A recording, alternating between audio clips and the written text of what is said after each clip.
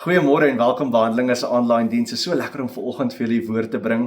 Ek wil vanoggend met julle praat oor die nuwe raam. God se raam wat hy vir julle wil gee. Hy wil vir elkeen van ons 'n nuwe raam gee en ek wil die storie gebruik van Jeremia 29. Kom ons gesels lekker saam.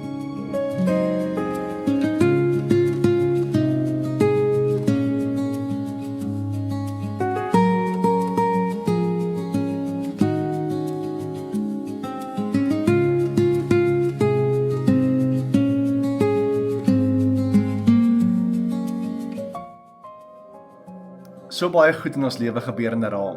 Ek weet nie of jy al gesprekke was waar iemand vir jou gesê het, hoorie, ek wil nie jou skinder nie, maar of iemand vir jou gesê het, ek wil nie op tone trap nie, maar en iemand dalk vir jou gesê het, ons moet praat, die klassiek een. Daai woorde skep dadelik 'n raam wat die gesprek lei. En daar's eintlik daai hidden en invisible rame in ons lewe wat ons soveel keer sien in ons skoollewe, in ons grootmenslewe, in ons werk, in ons huishoudings. En God wil vanoggend vir jou vra, maar wat is jou raam? En wat sê die Here oor 'n raam? En ek wil regtig vanoggend met julle 'n gedeelte deel in Jeremia 29. Nou 'n bietjie agtergrond in die ballingskap waar die volk uit Jerusalem uitgedwinge is eintlik na Babylon toe. Is daar regtig iets groots wat gebeur hierso, want hulle skep 'n raam vir hulle self wat die Here kom afbreek en hy kom bou 'n nuwe raam vir hulle. En ons gaan vanoggend daaroor gesels. Die eerste gedeelte wat ek net wil lees is Jeremia 9 vers 4. In 29 vers 4. Luister 'n bietjie hierdie stukkie.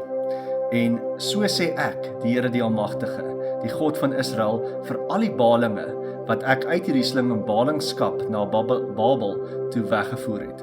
Bou vir julle huise en bewoon dit. Nou net voordat ons verder lees, wil ek net vir jou agtergrond skep. As jy 'n bietjie gaan kyk in Jeremia 28, dan is daar valse profete wat vir die volk kom sê, maar jy gaan net vinnig daar wees. Moenie te veel stres as jy daar is nie, want jy gaan vinnig daar uitkom. En dit is ballingskap, want jy word gedwing uit jou huis uit, jy word gedwing in 'n plek wat vreemd is, en dan wil jy eintlik, die volk was daar net om te bid om weg te kom. Al hulle gebede, al die vas was daar om uit Babel uit te kom. En hoe baie keer in ons lewe is nie dieselfde nie.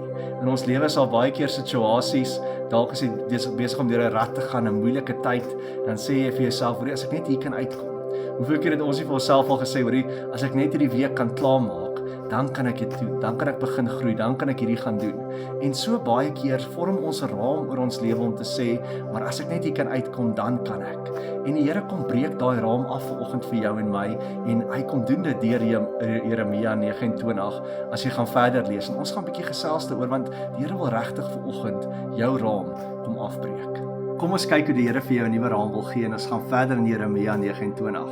En ek lees graag vir julle hierso van vers 5 af. Waar die Here vir hulle sê, bou vir julle huise en bewoon dit, lê tuine en eet die opbrengs daarvan, trou en bring kinders in die wêreld, en laat hulle trou en kinders in die wêreld bring. Julle moet daar in Babel baie word, nie min nie. Vers 7, bevorder die belange van die stad waarheen ek julle in ballingskap weggevoer het, bid tot my vir daardie stad, want sy belange is ook julle belange. So sê die Here die Almagtige, die God van Israel, moenie dat valse profete julle mislei nie. En as jy 'n bietjie verder gaan lees, dan sê die Here, die valse profete van Jeremia 28 wat vir hulle gesê het, dit gaan nie 2 jaar wees, dit gaan 70 jaar wees. En hierdie is die raam wat die Here skep vir die volk. En daar's 5 goed wat vir my uitstaan hierso. Die eerste een is bou. Hy sê onder alle omstandighede gaan bou. Jy het dalk nie hierdie land gekies nie, jy het nie hierdie grond gekies, sê hy vir die volk nie, maar gaan bou daar. Want die oomblik as jy bou, vat jy verantwoordelikheid vir ietsie. Jy sê, maar hier's ietsie belangriks vir my. Ek het hierdie huis opgerig hierso. Dit is belangrik vir my, so ek gaan staan vir hierdie plek. Tweedens sê hy, gaan plant. Gaan plant. Hoekom plant? Want plant is 'n toekomsgedagte. Jy dink nie aan die opbrengs van nou nie, jy dink aan die opbrengs in die toekoms. Jy gaan die vrugte dra later. So as jy plant, is jy daar vir 'n langer tydperk. Die derde een weer eens, groei, word meer, kry kinders. Dis alles goeders wat die Here vir ons sê, vir die volk en vir jou vanoggend sê, maar al is jy in ballingskap, dit is waar jy moet wees. In daai nuwe raam moet jy lewe.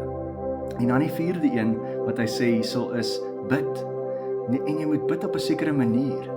Die volk dink ek het begin bid, en ek dink die Here het gesê, Here, maar ek kry so baie gebede van mense wat sê hulle wil uit Babel uitgaan, en hulle wil so graag terug gaan Israel toe. Toe sê hy vir hulle, nee, jy moet anders begin bid. bid vir Babel, bid vir die mense daar, bid vir die mense waarin jy nou teenwoordig is.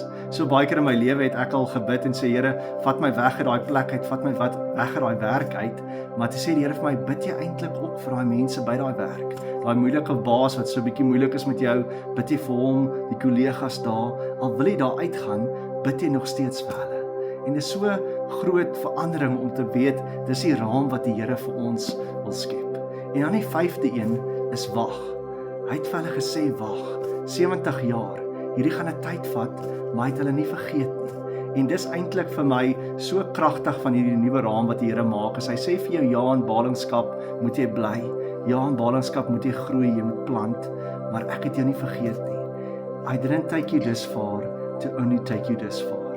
En dit is die kernvers van hierdie eintlik die gom wat hierdie raam vashou, en dit is in Jeremia 29 vers 11. En ek lees hom vir julle.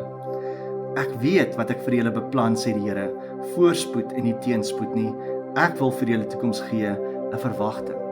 So 'n kragtige vers wat ons al so baie vir mense op WhatsApps gestuur het om hulle te bemoedig, maar na ek hierdie gelees het, sien ek die dieper betekenis van daai vers. Dit is nie 'n vers wat onmiddellike sukses verteenwoordig nie. Dit is nie 'n vers wat dalk onmiddellike genesing gee nie. Dit is 'n vers wat sê, ek onthou jou nog steeds. Al is jy in ballingskap, al sit jy in 'n situasie in jou lewe wat jy soos 'n rat voel, of jy voel dit hier is nie 'n plek waar ek wil wees nie. Dis in ballingskap, weet net, God is nog steeds daar. Hy het jou nog nie vergeet nie. Jou storie is nog nie klaar nie.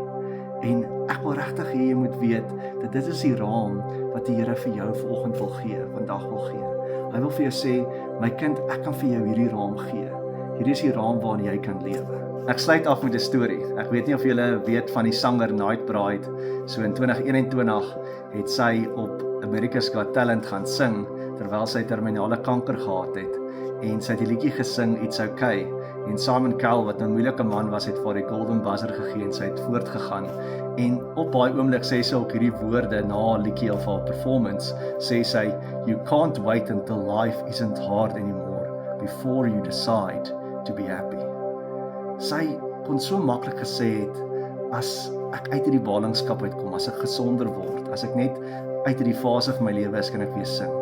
Maar sy het gekies om te sê, nee, nou wanneer ek leef, nou wil ek lewe, nou wil ek sing, nou wil ek vreugde bring. En dit is so kragtig om te sien, maar dis die raam wat die Here vir jou beplan, vir my en jou. Hy weet, jy is in ballingskap baie keer in jou lewe. Hy weet, jy is in situasies wat jy eintlik uit jou comfort zone gedwing is.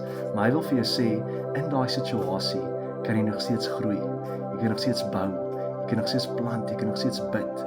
En weet net, hy het nie van jou vergeet nie. Amen.